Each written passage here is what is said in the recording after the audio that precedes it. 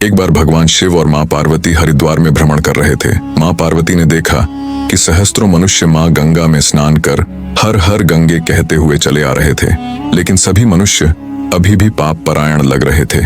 माँ पार्वती भगवान शिव से पूछती हैं कि प्रभु, क्या अब गंगा समर्थ नहीं रही? प्रभु ने पूछा, पार्वती, तुमने ऐसा सवाल क्यों किया?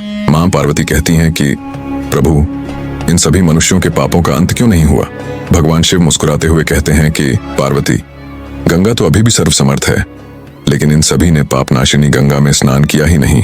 माँ पार्वती बोली, प्रभु, अभी तो गंगा में स्नान कर इन लोगों के शरीर भी नहीं सूखे, और आप कह रहे हैं कि इन्होंने पापनाशिनी गंगा में स्नान नहीं किया। भगवान शिव ने कहा, पार्वती, मैं कल तुमको इस बात का भेद बताऊंगा। अगले दिन प्रातः भगवान शिव एक वृद्ध का रूप बनाकर एक गड्ढे में ऐसे बैठ गए कि मानो वह इसमें गिर गए हैं और उनसे वृद्धावस्था के कारण निकला भी नहीं जा रहा। उन्होंने मां पार्वती को समझाया दिया कि तुम गंगा स्नान कर आते सभी मनुष्यों को सुनाकर कहना कि मेरे पति इस गड्ढे में गिर गए हैं। मेरे पति सर्वथा निष्पाप आत्मा है और कोई निष्पाप पुण्यात्मा ही उनको बाहर निकल सकती है।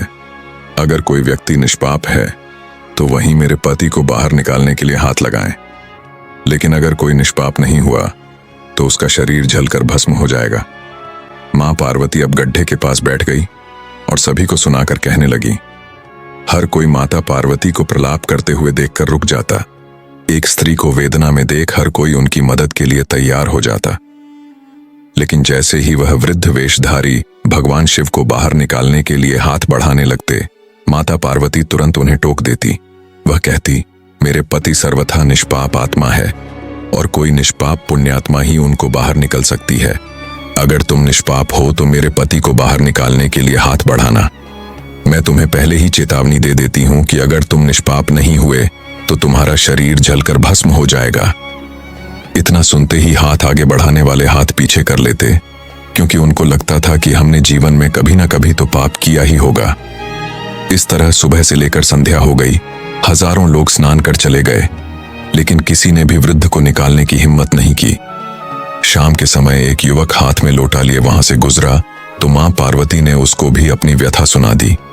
जब वह मदद करने के लिए हाथ बढ़ाने लगा तो उससे भी वही बात कही। वह युवक बोला, माता, मैं अभी तो पतित पावनी गंगा में स्नान करके आया हूं और गंगा स्नान के पश्चात तो सभी पाप नष्ट हो जाते हैं। मैं अभी आपके पति को बाहर निकालता हूं। उसने हाथ बढ़ाकर वृद्ध के रूप में भगवान शिव के बाहर निकाल दिया। भगवान शिव और मां पार्वती ने उसको अपने वास्तविक स्वरूप के दर्शन दिए।